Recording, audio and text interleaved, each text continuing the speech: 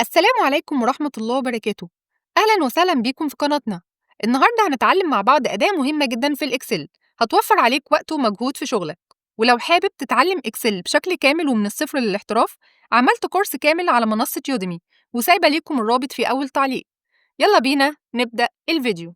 هنتكلم في الفيديو النهاردة عن دالة لوكاب في الإكسل، والدالة دي هي دالة بحث بتدور على قيمة معينة في عمود أو صف وترجع لنا القيمة المناظرة من عمود أو صف آخر. كمان هناخد النوعين بتوع الدالة سواء كانت فيكتور فورم أو array فورم. كمان هنتكلم عن دالة nested if، وهنعمل مقارنة ما بينها وما بين دالة لوكاب في الإكسل وهنشوف مين الأسهل، وهناخد تطبيق عملي على ده. يلا بينا نبدأ الفيديو.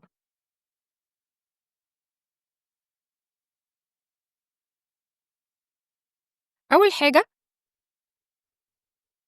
لو أنا عندي مجموعة من الأسماء وأنا عاوز في أي وقت كتبت اسم أي حد من الموظفين يطلع لي مبيعاته كام بغض النظر عن الكود الوظيفي أو الفرع. فلو جينا هنا مثلا اخترنا عمرو إبراهيم، أنا عاوز أول ما اختار أي اسم على طول يطلع لي مبيعاته، ما افضلش أدور، وبالذات لو الشيت كبير معانا. ببساطة شديدة هعمل يساوي وهكتب لوك اب واختارها بتاب. في عندي نوعين ممكن أشتغل بيهم. أول حاجة اللي هي لوك اب فاليو، هحدد الاسم اللي أنا عاوزه وبعد كده بضغط كوما كتب لي لوك اب فيكتور.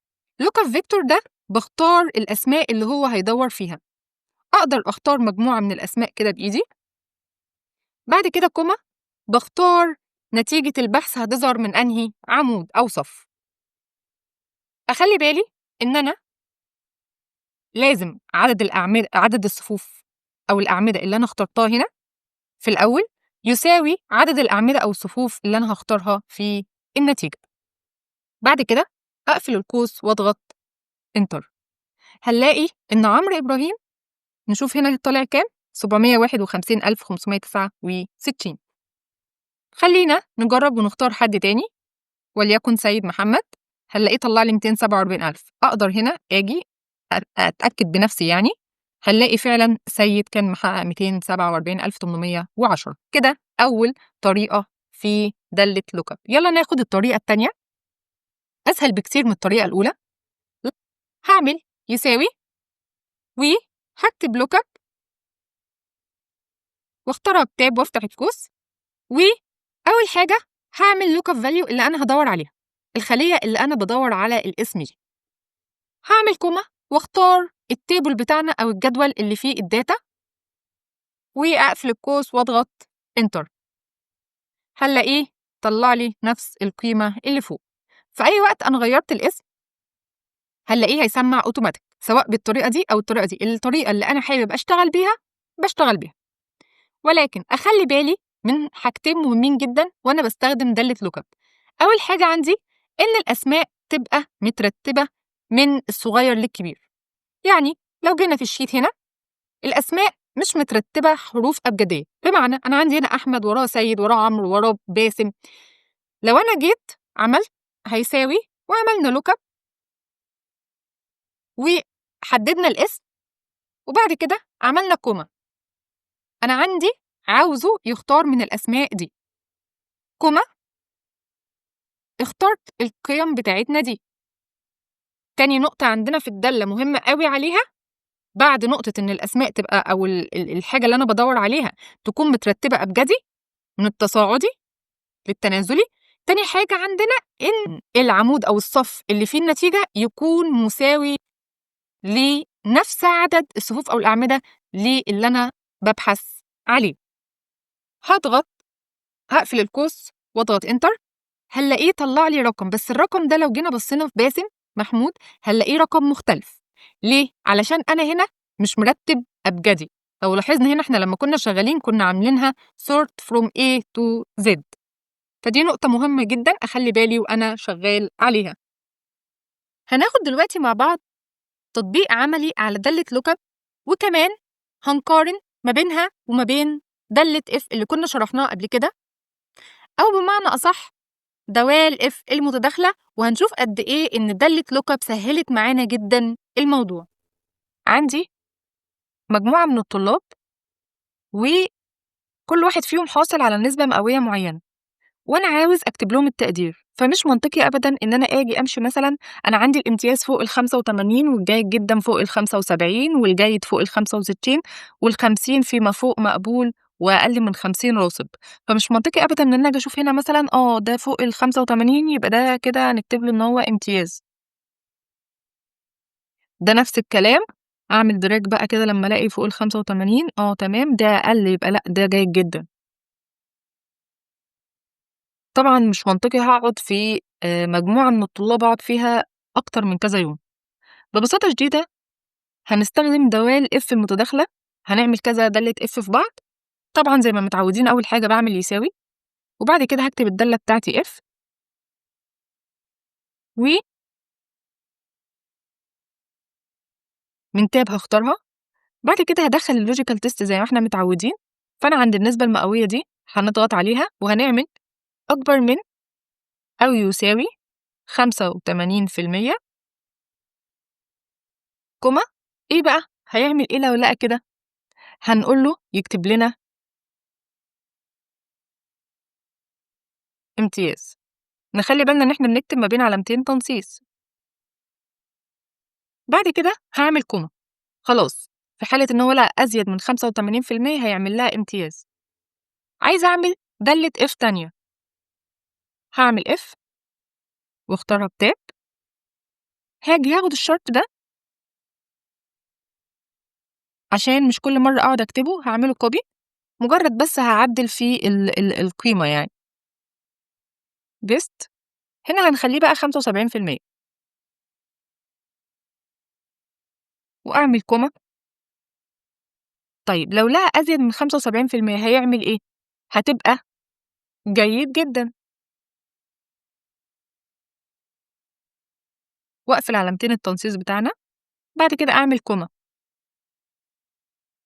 وأرجع أكتب دالة if تاني tab الlogical test هيبقى في حالة إن أنا أزيد من 65% هيعمل إيه في الحالة دي؟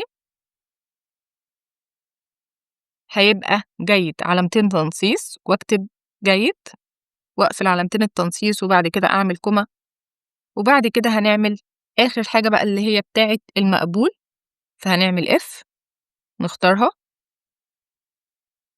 وهنا نكتب أكبر من أو يساوي 50% تمام، كوما علامتين التنصيص بتاعتنا ونكتب مقبول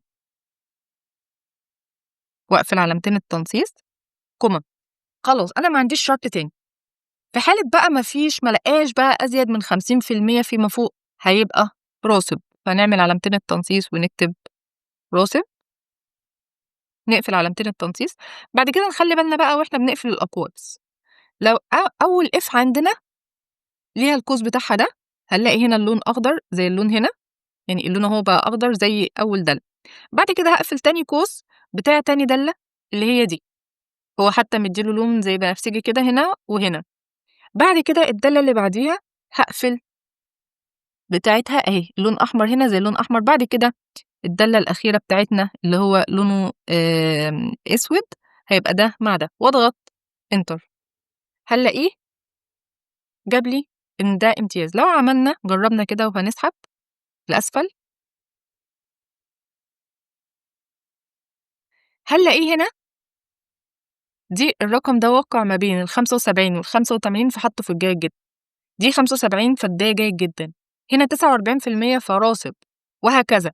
فنلاقي إن هي nested if هتبقى مفيدة معانا جدًا في حالة إن أنا عندي أكتر من شرط عاوز أحققه، ببساطة شديدة طلعت لي في دقيقة.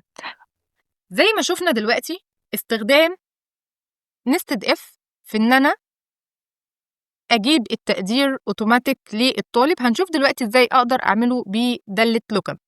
ببساطة شديدة لو أنا جيت هنا عملت يساوي وكتبت الدالة بتاعتنا lookup واتفقنا إن هي ليها طريقتين، فخلّينا ناخد الطريقة السهلة اللي هي array، هنختار النسبة المئوية في الlookup value وأضغط كوما وبعد كده هختار الجدول بتاعنا اللي هو الداتابيز اللي أنا حاططها، اللي على أساسها أنا بختار هو التقدير بتاعه إيه. وأقفل القوس عندنا وأضغط إنتر، هنلاقيه طلع لي أوتوماتيك إن 87% هي امتياز. قد إيه إحنا طلعنا التقدير في خطوة واحدة فقط لا غير، في حين إن أنا في نستد إف حطيت كذا معادلة في بعض. أقدر أعمل دراج، ولكن لازم أعمل تثبيت للجدول. زي ما إحنا شايفين هو الجدول عشان أنا مش هعمل له تثبيت بيفضل ينزل معانا، فهنمسح دول وهنيجي هنا نختار الجدول، ومن الكيبورد هنضغط على F4 واضغط انتر. بكده أقدر أعمل دراج، هنلاقيه طبق معايا في كل العمود. نقدر نشيك براحتنا على أي واحدة، يعني مثلا 53% هو اداله مقبول، 89% امتياز، وهكذا. بكده نكون خلصنا الفيديو بتاعنا. أتمنى تكونوا استفدتوا، وإن شاء الله أشوفكم الفيديو اللي جاي.